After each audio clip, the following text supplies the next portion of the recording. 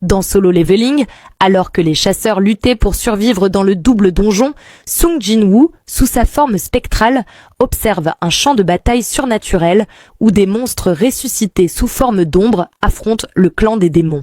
Les ombres continuent à se régénérer, peu importe le nombre de fois où elles sont détruites. Si c'était mes soldats, je serais à court de mana depuis un temps, dit-il. Le clan des démons et les bêtes apparus aux deux portails tuent les soldats de l'ombre sans hésitation. Cependant, si cette guerre opposait les monstres aux soldats d'argent, il n'y avait aucune raison pour eux de se battre entre eux.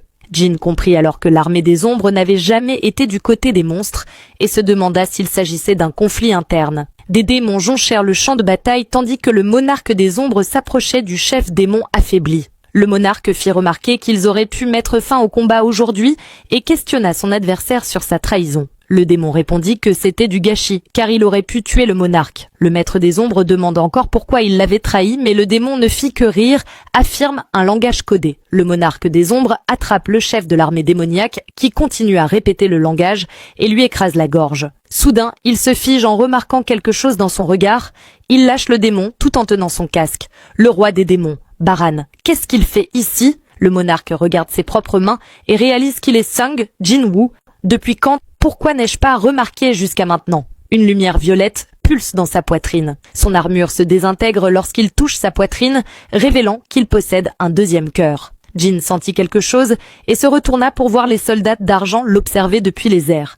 À ce moment-là, les données récupérées s'achevèrent et l'arc continue. L'architecte commente qu'ils sont amusants à combattre et met Hunter Cha au défi. Essaye de jouer un peu avec mes créations. Cha déclenche alors sa compétence danse de l'épée, ce qui excite l'architecte tandis qu'il croise le fer dans un duel féroce. Cependant, il contre-attaque, infligeant une profonde entaille à l'épaule de Cha, la rendant inutilisable. Il affirme ensuite que les humains ne sont pas amusants du tout, car au final, ils sont plus faibles que ses créations. Il ajoute que ses créations prévoient et répondent à tous les résultats possibles, rendant leurs attaques insignifiantes. Il continue en disant qu'ils doivent être incapables de produire un effet notable quand soudain, il est frappé en plein visage par une attaque magique de Choi Jong-in qui insiste à nouveau sur le fait que leur seule option est de réveiller Sung Jin-woo. Cha Hae-in saisit l'opportunité et fonce vers le chasseur endormi, mais l'architecte l'intercepte rapidement, la forçant à esquiver de justesse avant de reculer agilement. La statue complimente sa capacité à éviter ses attaques,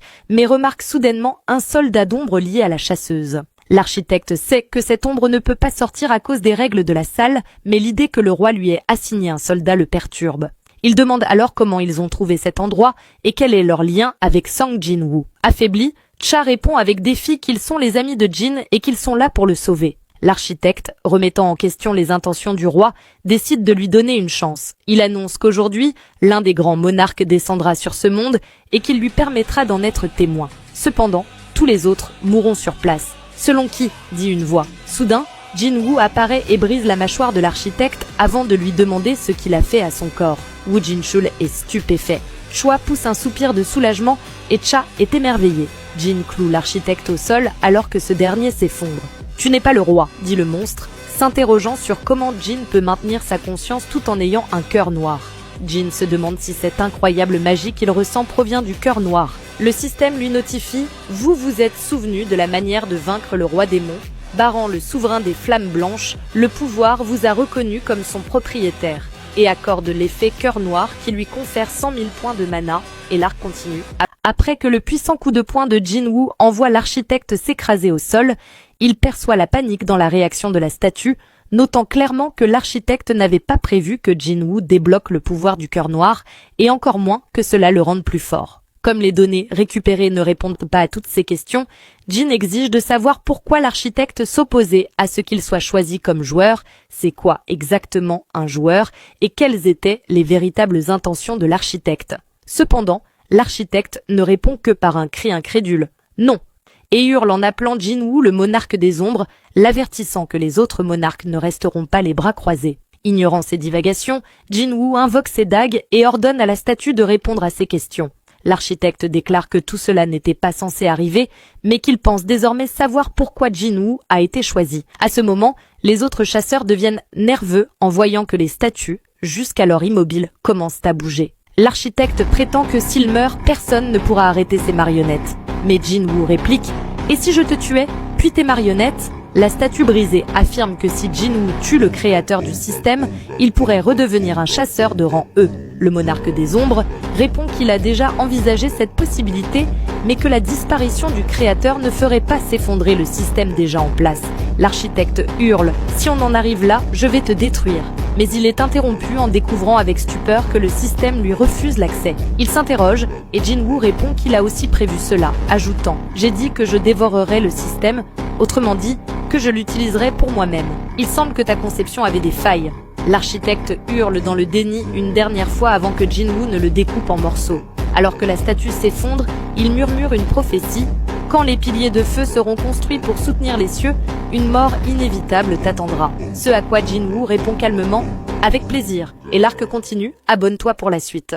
Les autres chasseurs se demandent pourquoi la guilde des chasseurs met autant de temps à sortir du donjon, quand soudain, ils en émergent dans un état lamentable. Les chasseurs sont stupéfaits, se demandant ce qui a bien pu arriver aux chasseurs d'élite dans un portail de rang C. Jinchul s'avance vers eux et leur demande de l'aider à transporter les défunts. Pendant ce temps, Jinwoo repense à l'architecte, toujours troublé par le manque de réponses à ses nombreuses questions. Jinchul commente que les dégâts auraient été catastrophiques en cas de brèche du donjon, étant donné que 20 des meilleurs chasseurs ont perdu la vie, et il interroge Jinwoo sur sa tentative de tout gérer seul. Il n'aurait jamais imaginé que les pertes humaines atteignent un tel niveau. C'est alors que Jinwoo crédite sa survie à l'aide de la guilde des chasseurs et de la division de surveillance. Jinchul admet qu'il avait spécifiquement demandé la coopération de la guilde des chasseurs en sachant que Jinwoo était entré dans le double donjon, même si cela s'est tout de même terminé en tragédie. Le chef de la surveillance pousse alors Jinwoo à révéler comment il a réussi à trouver le double donjon.